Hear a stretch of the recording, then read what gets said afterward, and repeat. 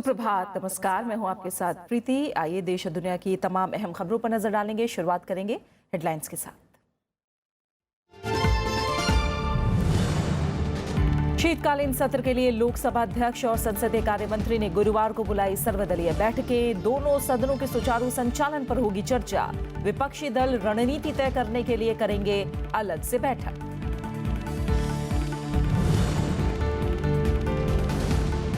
गुजरात में दूसरे और आखिरी दौर का मतदान कल। उत्तर और मध्य गुजरात की 93 सीटों पर 851 उम्मीदवार। 18 दिसंबर को सभी सीटों पर होगी वोटों की गिनती।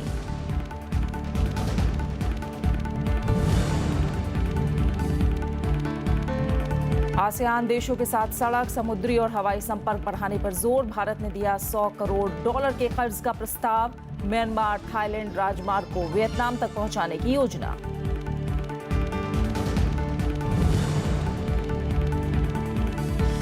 हिमस्खलन के कारण जम्मू कश्मीर में लापता सेना के 5 जवानों की तलाश जारी। हिमाचल प्रदेश और उत्तराखंड में भी बर्फबारी जारी। शीतलहर की चपेट में मैदानी इलाके।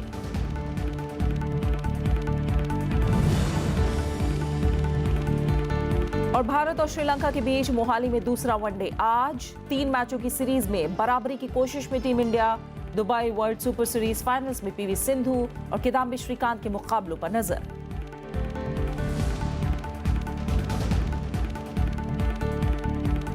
पंद्रह दिसंबर से शुरू होने जा रहे संसद के शीतकालीन सत्र से पहले केंद्र सरकार और लोकसभा स्पीकर ने सर्वदलीय बैठकें बुलाई हैं।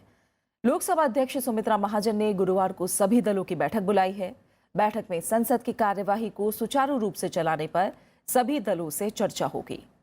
संसदीय कार्य मंत्री अनंत कुमार ने भी 14 दिसंबर को सर्वदलीय बैठक बुलाई है। ये बैठक संसद की लाइब्रेरी में होगी। शीतकालीन सत्र 15 दिसंबर 5 जनवरी तक चलेगा। विपक्षी दल भी अपनी रणनीति तय करने के लिए 14 दिसंबर को अलग से बैठक करेंगे। कांग्रेस के वरिष्ठ नेता गुलाम नबी आजाद के नेतृत्व में ये बैठक होगी, जिसमें सरकार को घेरने की रणनीति तैयार की जाएगी। शीतकालीन सत्र में 3 तलाक से जुड़े विधेयक समेत कई महत्वपूर्ण विधेयकों के पेश किए जाने की संभावना है।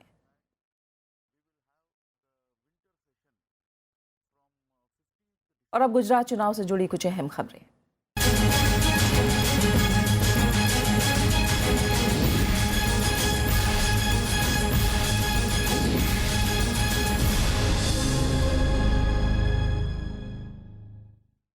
गुजरात विधानसभा चुनाव के लिए प्रचार का काम मंगलवार शाम पूरा हो गया। कल दूसरे और आखिरी दौर का मतदान होगा। सभी 182 सीटों के लिए 18 दिसंबर को मतगणना होगी।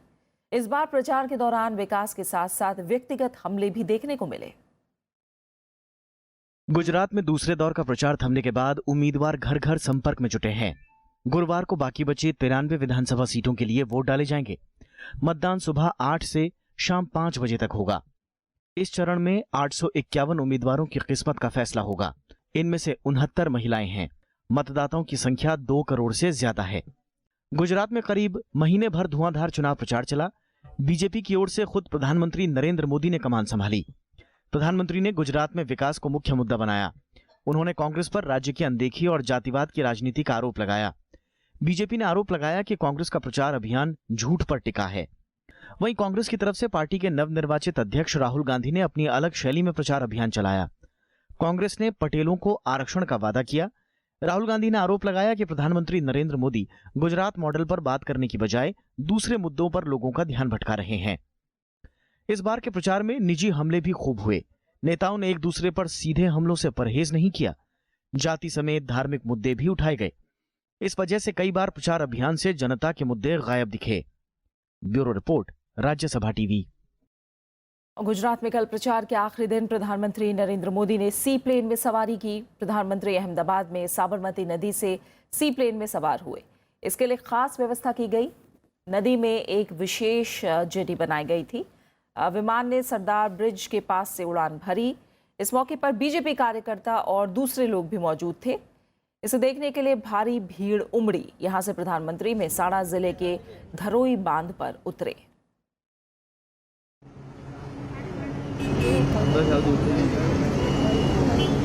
धरोई बांध पर उतरने के बाद प्रधानमंत्री सड़क मार्ग से बनासकांठा जिले से होते हुए अंबाजी के मंदिर पहुंचे।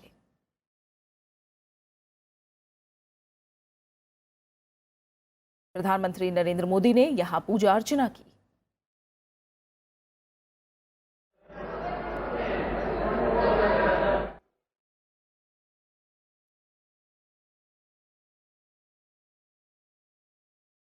वहीं कांग्रेस के नवनिर्वाचित अध्यक्ष राहुल गांधी कल अहमदाबाद में श्री जगन्नाथ जी मंदिर पहुंचे। उन्होंने यहां पूजा अर्चना की। राहुल गांधी ने कहा कि उन्होंने गुजरात की सुख समृद्धि की कामना की।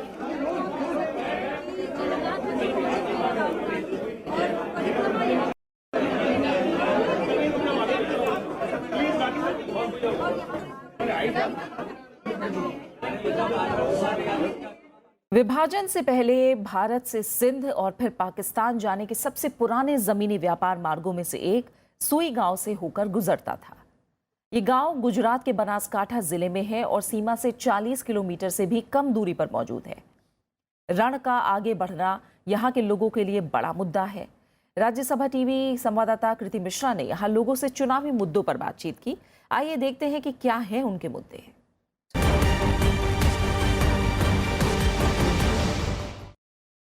हम हैं इस वक्त बनासकांठा के सुई गांव में और पाकिस्तान यहां से सिर्फ 40 किलोमीटर की दूरी पर है। ये एक बॉर्डर विलेज है और जानते हैं क्या है चुनावी मुद्दे इस बॉर्डर विलेज के। काका आप बताएं क्या मुद्दे हैं इस बार चुनाव के? मुद्दे ऐसे है कि यहीं से पाकिस्तान 40 किलोमीटर पड़ता है, वहाँ से 30 किलोमीटर पे रण है और रण में बारिश ज़्यादा होती है तो पानी पश्चिम में जब निकलता है और बारिश रण आगे बढ़ता है। तो सरकार कोई ऐसी योजना बनाए कि रण आगे बढ़ता बचेगा तो ये गांव सब बचेगा, नहीं तो वो गांव सब खत्म हो जाएंगे, गांव खाली हो जाएंगे। जी तो रण जो आगे बढ़ रहा है वो आपके लिए बड़ा मुद्दा है। आप बताएं कि क्या समस्या है? हमारे वही पानी की प्रॉब्लम है। पानी का पूरा हमको अच्छा मिले, अच्छा पानी आए, वो हमारी प्रार्थना है। मेरे साथ कुछ युवा वोटर भी हैं। आप पहली बार 14 तारीख को वोट डालेंगे, क्या मुद्दे हैं आपके? हम ऐसे चुनाव को इसको वोट देंगे जहां शिक्षण का रोजगार बढ़े यहाँ और महिलाओं सुरक्षित रहे। तो रोजगार एक बड़ा मुद्दा है। मेरे साथ कुछ महिला वोटर भी हैं। हालांकि सुई गांव में एक ये ट्रेडिशन है कि महिलाएं अपना फेस जो घूंघट से ढकी रहते हैं अपने बड़ों के सामने, तो उस ट्रेडिशन की रिस्पेक्ट करते हुए हम मीनाक्षी बहन से जानना चाहेंगे कि क्या मुद्दे हैं इस बार महिलाओं के चुनाव में। हमारे मुद्दे हैं कि हमारी महिला सब घर पे बैठती रहती है, उसके कुछ काम नहीं मिलता है तो कुछ काम मिले, ऐसी योजना जरूर हो। तो ये सारे मुद्दे हैं जो सुई गांव के लोग अपने जहन में रखेंगे जब वो अपना वोट डालेंगे 14 दिसंबर को। सुई गांव से कैमरा पर्सन योगेश अग्रवाल के साथ कृति मिश्रा, राज्यसभा टीवी।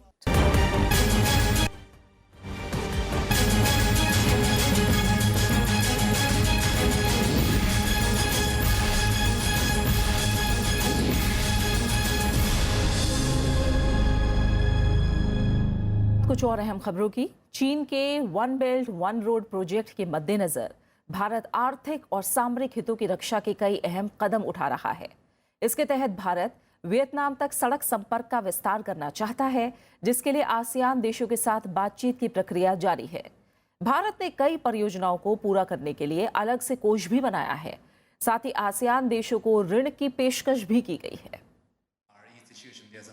राजधानी दिल्ली में मंगलवार को आसियान देशों का 2 दिवसीय सम्मेलन संपन्न हुआ। इस दौरान भारत ने आसियान देशों और भारत के बीच संपर्क बढ़ाने पर जोर दिया। इसके तहत भारत ने समुद्री, हवाई और सड़क संपर्क बढ़ाने के लिए कई परियोजनाओं के तहत $1 अरब के ऋण की पेशकश की है। आसाम का और नॉर्थ ईस्ट का, वहाँ से हम करीब 25,000 किलोमीटर की 2,000 किलोमीटर की रोड लेंथ को हमने सागरमाला में लिया है। और ये रोड कनेक्टिविटी जो है वो जो एशियन कंट्री जो है उसके लिए विशेष रूप से उपयोगी है। तो उसमें हम लोग म्यांमार तक हाईवे बना रहे हैं, आगे बैंकॉक और वियतनाम तक हम जा पाएंगे। तो रोड कनेक्टिविटी भी हमारे लिए, हमारे बिजनेस के लिए बहुत उपयोगी होगी। और ये कॉन्फ्रेंस में इसमें इन्वेस्टमेंट की नई नई बातें आएगी। इंफ्रास्ट्रक्चर डेवलप होने के कारण बिजनेस रिलेशनशिप भी बढ़ेगी।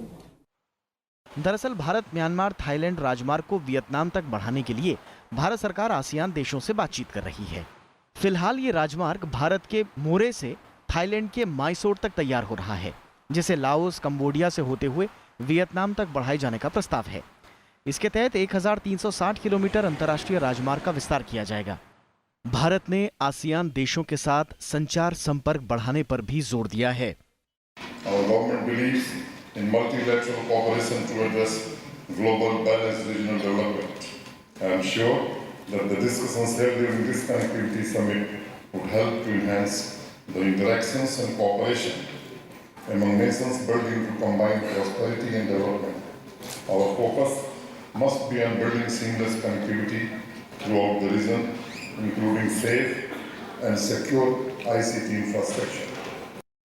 परियोजनाओं को पूरा करने के लिए भारत और आसियान देश सड़क और बंदरगाह के साथ साथ बुनियादी ढांचों का भी विकास करेंगे। इसके लिए भारत ने कंबोडिया, लाओस, म्यांमार और वियतनाम में विनिर्माण केंद्रों के विकास के लिए 7 करोड़ 70 लाख अमेरिकी डॉलर का परियोजना विकास कोष भी बनाया है। भारत को उम्मीद है कि आसियान देशों के साथ संपर्क का विस्तार होने के बाद 2025 तक इससे जीडीपी और रोजगार में भारी बढ़ोतरी होगी। अखिलेश सुमन, राज्यसभा टीवी। भारत दौरे पर आए अफगानिस्तान के उपराष्ट्रपति सरवर दानिश ने उपराष्ट्रपति एम वेंकैया नायडू से मंगलवार को मुलाकात की। इस दौरान सरवर दानिश ने उपराष्ट्रपति को अफगानिस्तान के हालात के बारे में जानकारी दी। उन्होंने भारत से अफगानिस्तान के विकास में सहयोग बढ़ाने की अपील भी की। अफगानिस्तान के उपराष्ट्रपति ने वहां के छात्रों के लिए छात्रवृत्ति की संख्या बढ़ाने का अनुरोध किया। उपराष्ट्रपति एम वेंकैया नायडू ने भारत की तरफ से अफगानिस्तान को हर संभव मदद का भरोसा दिलाया है। उपराष्ट्रपति एम वेंकैया नायडू कल Catholic bishop conference of India के क्रिसमस समारोह में शामिल हुए। इस मौके पर उन्होंने क्रिसमस पेंटिंग का अनावरण किया। उपराष्ट्रपति ने कहा कि ईसा मसीह के संदेश सभी धर्मों, संस्कृतियों और देशों के लिए हैं। सभी धर्म प्यार, शांति और भाईचारे का संदेश देते हैं। उन्होंने कहा कि शिक्षा के जरिए ही समाज में बदलाव लाया जा सकता है। उन्होंने ईसाई संगठनों का नेटवर्क पूरे देश में है और उन्हें शिक्षा, चिकित्सा और समाज सेवा के क्षेत्र में काम जारी रखना चाहिए। The Catholic communities in India, along with the Christian community as a whole, have been assiduously engaged in contributing their share to building of a new India which is united and strong. The Church needs to continue rendering its service to the nation in the field of education, health, and social service through its large network of institutions, with an added focus on providing greater access to the services to the marginalized communities. और आप बने रहे हमारे साथ, लौट रहे हैं एक छोटे से ब्रेक के बाद।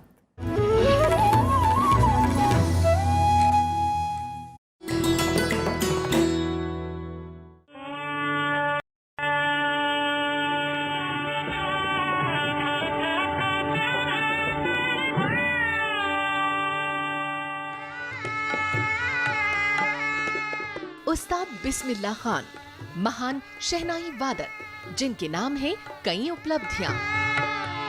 कांस कलो महोत्सव में शहनाई वादन को दी नई बुलंदियां। आजादी के पहले जश्न में लाल किले से गूंजी उनकी शहनाई और फिर गणतंत्र दिवस पर भी उस्ताद ने बेमिसाल धुनें सुनाई। भारत रत्न के रूप में उन्हें मिला देश का सबसे बड़ा नागरिक सम्मान।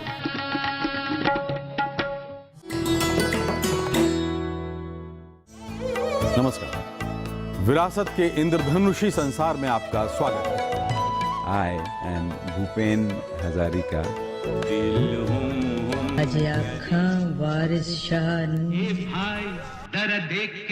रंगीला रे, तेरे रंग में जो रंगा है मेरा मन। मैं ही नहीं कर सकती हंसी और रोना, तो थप्पड़ लगना चाहिए। सुने क्यों ना आशे कबे टकला चलो।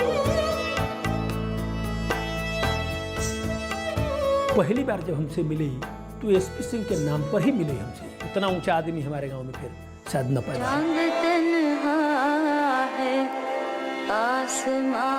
कहेगा फूल हर कली से बार बार जीना। सरकारी पुरस्कार मिले, उससे लोगों ने याद किया और वही सबसे बड़ी। होश वालों को खबर क्या, बेखुदी क्या चीज। मेरे दिल में ख्याल आता है कि जिंदगी तेरी जुल्फों की नर्म छाओं में गुजरने पाती तो शादाब ही टूट गया पत्थर के सनम है मेरे वतन के लोगों।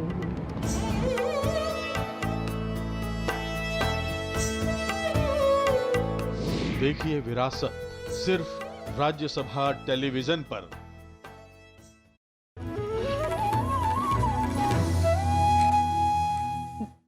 नेताओं के खिलाफ लंबित मुकदमों की सुनवाई के लिए 12 विशेष कोर्ट बनाई जाएंगी। इनका गठन 1 साल के लिए होगा। विधि और न्याय मंत्रालय की तरफ से सुप्रीम कोर्ट में दाखिल हलफनामे में कल ये जानकारी दी गई। सरकार ने नेताओं के खिलाफ लंबित मुकदमों की जानकारी जुटाने के लिए और वक्त की मांग भी की है।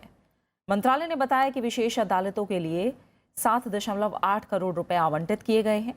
सुप्रीम कोर्ट ने 1 नवंबर को सरकार से नेताओं के खिलाफ लंबित 1581 मामलों को निपटाने के लिए उठाए जाने वाले कदमों की जानकारी मांगी थी। इस मामले पर सुप्रीम कोर्ट में आज सुनवाई भी होनी है। शरद यादव ने राज्यसभा की सदस्यता से अयोग्य करार दिए जाने को चुनौती दी है। उन्होंने कल दिल्ली हाईकोर्ट में याचिका दायर की। याचिका में शरद यादव ने कहा कि उन्हें अपना पक्ष रखने का मौका नहीं दिया गया। शरद यादव और अली अनवर को 4 दिसंबर को राज्यसभा की सदस्यता से अयोग्य करार दिया गया था। सभापति एम वेंकैया नायडू ने राज्यसभा में जेडीयू के नेता रामचंद्र प्रसाद की याचिका पर यह फैसला किया था। सभापति जेडीयू की इस दलील से सहमत थे कि दोनों नेताओं ने स्वेच्छा से उस राजनीतिक दल की सदस्यता छोड़ी है जिस दल की ओर से उन्हें राज्यसभा सदस्य के रूप में निर्वाचित किया गया था। सभापति ने फैसला देते हुए कहा कि अयोग्यता का फैसला 3 महीने के भीतर हो जाना चाहिए। खुदरा महंगाई दर बढ़कर 15 महीने के शीर्ष स्तर पर पहुंच गई है। नवंबर में यह दर 4.88% रही। अक्टूबर में खुदरा महंगाई दर 3.58% थी। नवंबर में ईंधन, सब्जियों और अंडों के दाम बढ़े। खाने पीने के सामानों की खुदरा महंगाई दर 4.42% रही, जबकि अक्टूबर में ये 1.9% थी। नवंबर में अंडों की खुदरा महंगाई दर बढ़कर 7.95% पर पहुंच गई। सब्जियों की महंगाई दर अक्टूबर के 7.47% के मुकाबले नवंबर में 22.48% पर आ गई। इसी तरह ईंधन की महंगाई दर बढ़कर 7.92% तक जा पहुंची। हालांकि दालों की कीमतों में गिरावट नवंबर में भी जारी रही। औद्योगिक उत्पादन भी गिरकर 3 महीने के निचले स्तर पर चला गया है। अक्टूबर में औद्योगिक उत्पादन की वृद्धि दर 2.2% रही। सितंबर में यह दर 4.14% थी। अक्टूबर में विनिर्माण क्षेत्र, कंज्यूमर ड्यूरेबल और खनन क्षेत्र में गिरावट आई। हालांकि बिजली उत्पादन में बढ़ोतरी हुई। 3 दिन की लगातार तेजी के बाद शेयर बाजार में कल गिरावट का रुख रहा। चौतरफा बिकवाली की वजह से सेंसेक्स और निफ्टी 0.75% तक कमजोर होकर बंद हुए। बीएसई का 30 शेयरों वाला सेंसेक्स करीब 228 अंक की गिरावट के साथ 33,228 के स्तर पर बंद हुआ। वहीं एनएसई का 50 शेयरों वाला निफ्टी 82 अंक गिरकर 10,240 के स्तर पर बंद हुआ। मिड कैप और स्मॉल कैप शेयरों में बिकवाली हावी रही। कच्चे तेल की कीमतों में बढ़ोतरी से महंगाई बढ़ने की आशंका ने बाजार पर दबाव बढ़ा दिया। क्रूड की कीमतें 2.5 साल के उच्च स्तर पर पहुंच गई हैं। Oil and gas, energy, auto शेयरों में बिकवाली से मार्केट पर दबाव बना।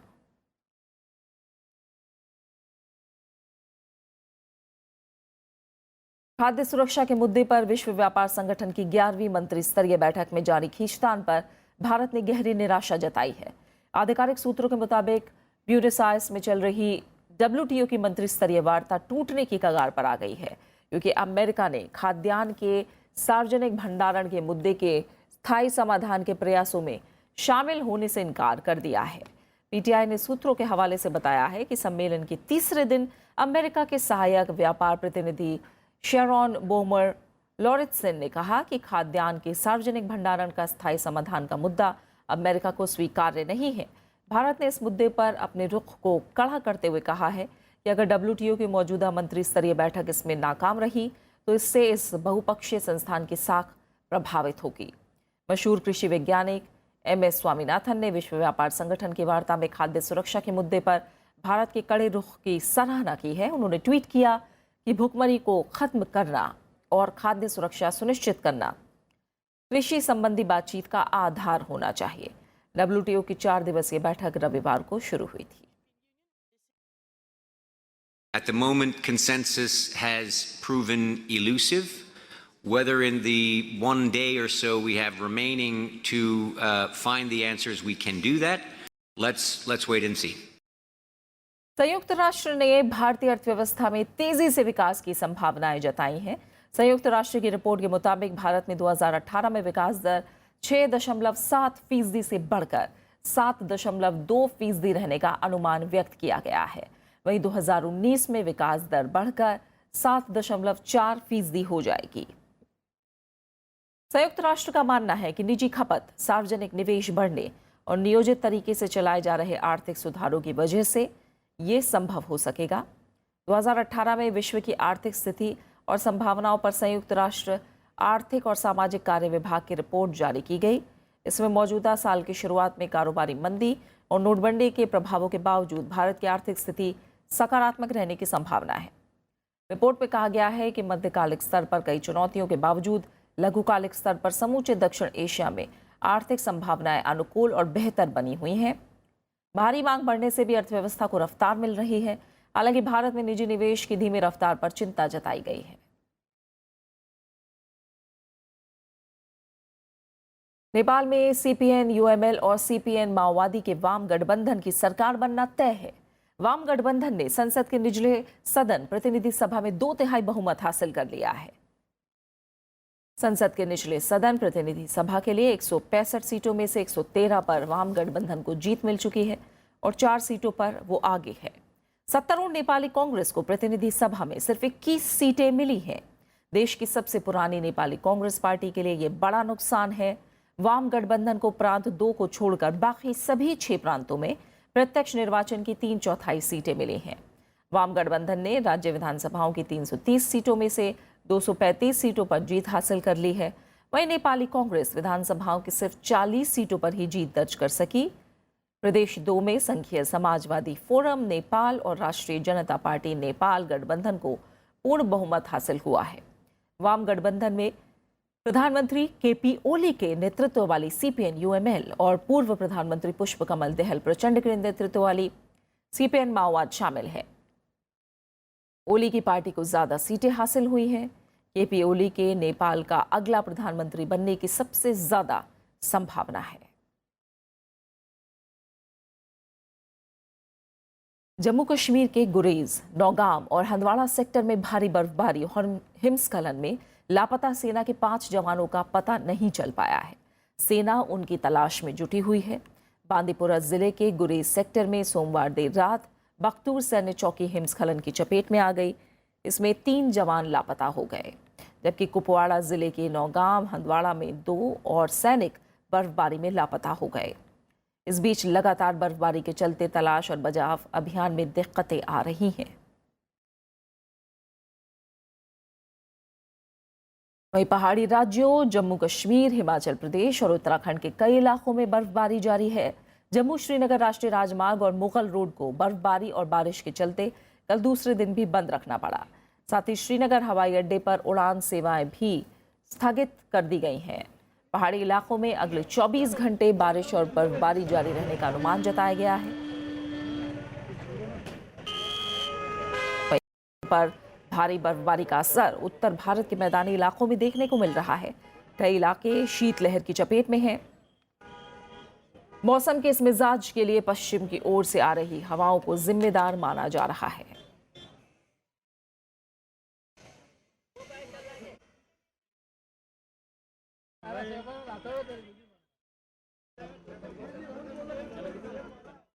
दिल्ली के उपराज्यपाल अनिल बैजल ने कल डेयरिंग ब्यूरोक्रेसी, रिवलेशंस एंड रूमिनेशंस नाम की किताब का विमोचन किया। इसका लेखन भारतीय प्रशासनिक सेवा के पूर्व अधिकारी और राज्यसभा के महासचिव रहे VK अग्निहोत्री ने किया है। उपराज्यपाल ने कहा कि किताब आज़ादी के बाद से लेकर अब तक की घटनाओं और चिंतन का एक मिला जुला संग्रह है। किताब की प्रस्तावना प्रधानमंत्री के प्रधान सचिव नृपेंद्र मिश्रा ने लिखी है। इस मौके पर भारत सरकार के पूर्व सचिव SK मिश्रा और झारखंड के पूर्व राज्यपाल प्रभात कुमार के अलावा कई हस्तियां मौजूद थी।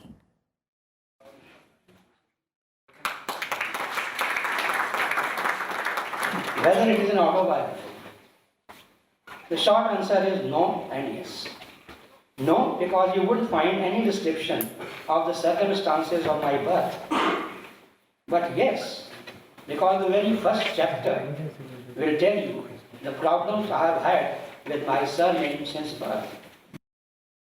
खेल की दुनिया से अहम खबर, भारत और श्रीलंका के बीच मोहाली में आज दूसरा वनडे खेला जाएगा। 3 मैचों की सीरीज में श्रीलंका अभी 1-0 से आगे है। टीम इंडिया की कोशिश आज का मैच जीतकर सीरीज में बराबरी की होगी। श्रीलंका ने धर्मशाला में खेले गए पहले वनडे में भारत को 7 विकेट से हराया था। संसद पर आतंकी हमले की बरसी के मौके पर संसद भवन परिसर में आज शहीदों को श्रद्धांजलि दी जाएगी। श्रद्धांजलि कार्यक्रम का आज सुबह 10:30 बजे से राज्यसभा टीवी पर सीधा प्रसारण भी होगा। आज के दिन यानी 13 दिसंबर 2001 को 5 आतंकवादियों ने शीतकालीन सत्र के दौरान संसद को निशाना बनाने की कोशिश की थी। सुरक्षाकर्मियों ने आतंकियों के इस हमले को नाकाम करके 5 आतंकवादियों को मार गिराया था। इस हमले में दिल्ली पुलिस के 5, सीआरपीएफ की 1 महिला कांस्टेबल, संसद सुरक्षा सेवा के 2 सहायक और संसद के एक कर्मचारी को जान गंवानी पड़ी थी। वहीं एक कैमरामैन की भी जान चली गई थी। और अब आखिर में हेडलाइंस। शीतकालीन सत्र के लिए लोकसभा अध्यक्ष और संसदीय कार्य मंत्री ने गुरुवार को बुलाई सर्वदलीय बैठकें। दोनों सदनों के सुचारू संचालन पर होगी चर्चा।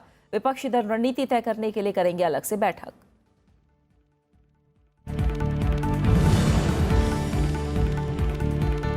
गुजरात में दूसरे और आखिरी दौर का मतदान कल। उत्तर और मध्य गुजरात की 93 सीटों पर 851 उम्मीदवार। 18 दिसंबर को सभी सीटों पर होगी वोटों की गिनती।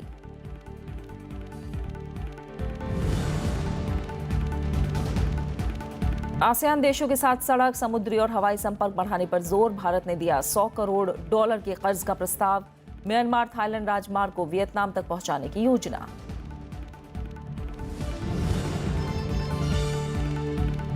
हिमस्खलन के कारण जम्मू कश्मीर में लापता सेना के 5 जवानों की तलाश जारी। हिमाचल प्रदेश और उत्तराखंड में भी बर्फबारी जारी। शीतलहर की चपेट में मैदानी इलाके।